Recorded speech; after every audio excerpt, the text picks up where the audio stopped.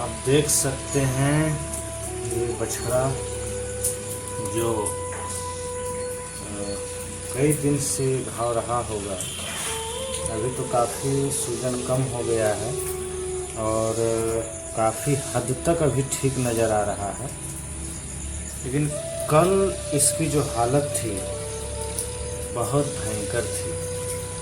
आज फिर भी बहुत हद तक इसके कीड़े निकल गए हैं। अब शायद अंदर कीड़ा नहीं पर मांस सड़ गया है और ये देखिए इसमें मक्खियाँ लगती हैं। इतनी पीड़ा होगी इससे कि इसका अंदाज़ा हम नहीं लगा सकते। और सबसे बड़ी बात यह है कि ये बछड़ा है। लोग इतने स्वार्थी और पापी हो गए हैं कि जब गाय बछिया को जन्म देती है तब तो पास में रखता है, लेकिन जब वो बाछा अर्थात बछड़ा का जन्म देता है वो आवारा छोड़ देता है, लावारिस छोड़ देता है और उसे ऐसे ही मजबूर कर देता है भटकने के लिए। अब लावारिस छोड़ने पर परिणाम ये होता है कि ये फिर जहाँ तहाँ आता जाता है, किसी के फसल में गया और लोग फिर इसे मार मार के भगाते हैं। जहाँ तहाँ कोई मार दिया, कहीं गिर गया। इसी क्रम में ये मुख्य प्राणी जो अपना दर्द भी नहीं बयां कर सकता, जहाँ तहाँ घूम घूम करके किसी तरह अपना पेट भरता है। इसका क्या दोष है? लोग भगवान के मंदिर में इसे चढ़ा गए और उन्हें पता नहीं कि भगवान इसकी सेवा नहीं करेंगे, उसकी सेवा इंसान ही करेंगे। ये कितना अधिक क्रूरतापूर्ण व्यवहार है जो ऐसे जानवरों के साथ बर्बरता लोग करते हैं। ये बछड़ा परसों आश्रम परिसर में आया। इसे कई दिन से आता था, हम लोग भी भगा देते थे, लेकिन जब परसों आया और ये भागने क्रम में इस पर नज़र पड़ी, इसके कान से खून गिर रहा था, तब हम लोगों ने देखा इसकी इतनी ज़्यादा स्थिति खराब थी, इतना बुरा हाल था कि हम अंदाज़ा भी नहीं लगा सकते। तब से हम लोग परेशान थे कि इस लावारिस जानवर को देखने वाला कोई नहीं। फिर हम लोगों ने विचार किया कि इसका जब तक जख्म ठीक न हो जाए तब तक हम इसे आश्रम में ही रखेंगे। फिर डॉक्टर आए, हमारे डॉक्टर अशोक जी, जो बहुत ही सेवा भावी हैं।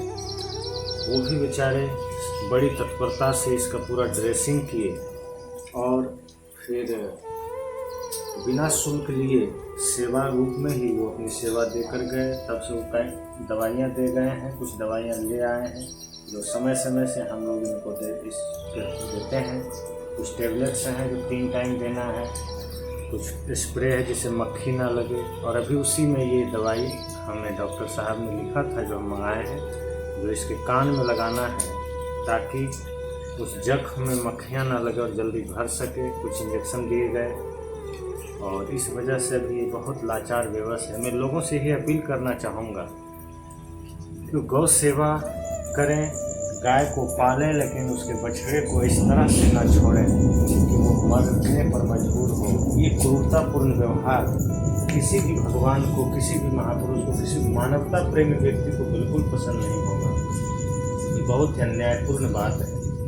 इसलिए अब हम इसको दवाई लगाएंगे। थोड़ा दर्द में इसलिए ये लगाने नहीं देता है, लेकिन हम कोशिश करेंगे कि दवाई हम अच्छे से इसको लगा सकें।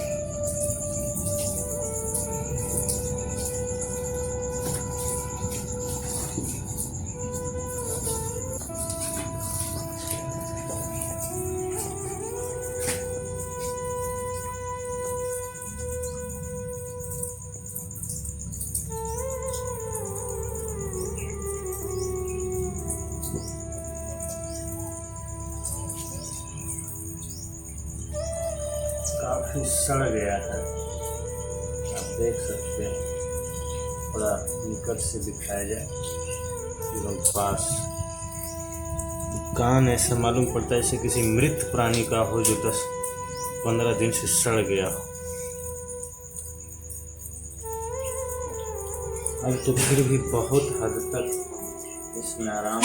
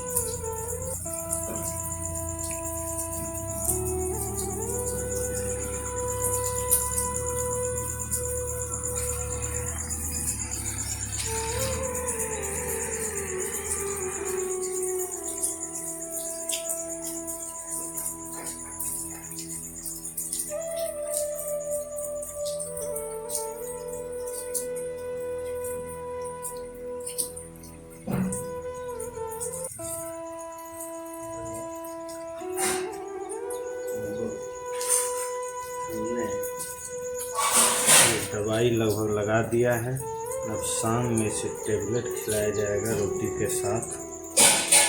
और अभी बारिश हो रही है इसलिए हम इसे यहीं पर रखे हैं, अन्यथा जहाँ परिसर में घास है वहाँ हम इसको बांध देते हैं लंबी रस्सी में और ये चलता है। लेकिन अंत में पुनः एक बार ये अपील करूँगा मैं लोगों से कि कम से कम इस तरह से ना करें। ये भी, इसमें भी परमात्मा है, इसमें भी भगवान है। और वैसे भी लोग कहते हैं ये तो भगवान शिव का सवारी है, तो भगवान शिव के सवारी के साथ इतनी क्रूरता ना करें। मानवता के नाते कम से कम इसे अपने घर में ही रखें, आवारा ना छोड़ें। और जैसे आप गाय को चारा देते हैं, बछिया को चारा देते हैं, थोड़ा इसे भी दें। बाहर छोड़ने पर इसके साथ जो व्यवहार होता है, इसकी ज़िंदगी जो नरक बन जाती है, यह इंसानियत नहीं है।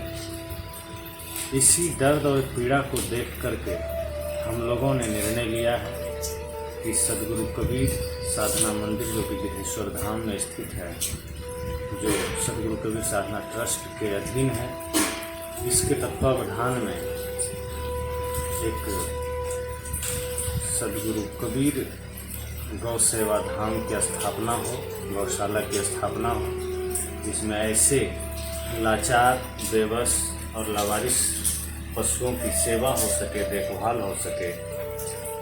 ऐसे ही आप सबसे अपील है कि अगर कहीं ऐसे लाचार, लावारिस, असहाय, निरीह पशुओं को देखें तो उसको नज़रअंदाज न करें। अगर पीड़ा में है तो उसकी सेवा जरूर करें।